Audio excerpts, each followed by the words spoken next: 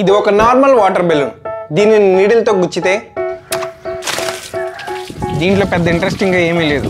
ఇప్పుడు బెలూన్కు టేప్ వేసి నీడిల్తో గుచ్చితే వావ్, ఇది చూడడానికి ఇంట్రెస్టింగ్గా ఉంది. దీనినే లామినార్ ఫ్లో అని అంటారు. లామినార్ ఫ్లో అంటే ఏమిటి? కొన్నిసార్లు నెమ్మదిగా కదిలే ద్రవాలను మనం ఇంట్రెస్టింగ్గా అబ్జర్వ్ చేస్తాం.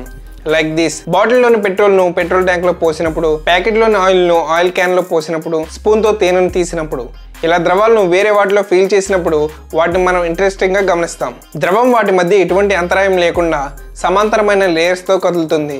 దీనినే లామినార్ ఫ్లో అని అంటారు. తేనె లేదా నూనె వంటి నెమ్మదిగా కదిలే ద్రవాలలో మీరు తరచుగా ఈ లామినార్ ఫ్లోను చూడవచ్చు. ఇప్పుడు ఈ ఎక్స్పెరిమెంట్ని మరింత ఇంట్రెస్టింగ్గా చేద్దాం. ఆయిల్ అలాగే వాటర్ని మిక్స్ చేసి మనం ఇప్పుడు బెలూన్లో పోద్దాం. తర్వాత ఇది లామినార్ ఫ్లో అవుతుందో లేదో చూద్దాం. ఇప్పుడు ఒక ½ లీటర్ ఆయిల్ను బాటిల్ అయితే పోసాము. అలాగే ఇప్పుడు వాటర్ని కూడా మేము మిక్స్ అయిపోతున్నాం.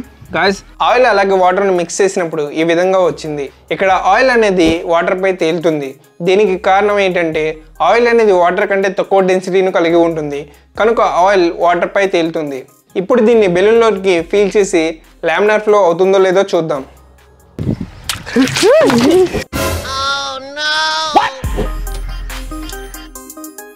ఫస్ట్ ఆయిల్ లీక్ అవుతుంది, తర్వాత వాటర్ డిప్స్ లాగా లీక్ అవుతుంది. సో ఈ రెండు ద్రవాల ద్వారా లామినార్ ఫ్లో అనేది సాధ్యం కాదు.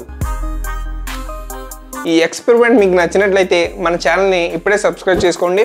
అలాగే బెల్ ఐకాన్ను ఆన్ చేసుకోండి.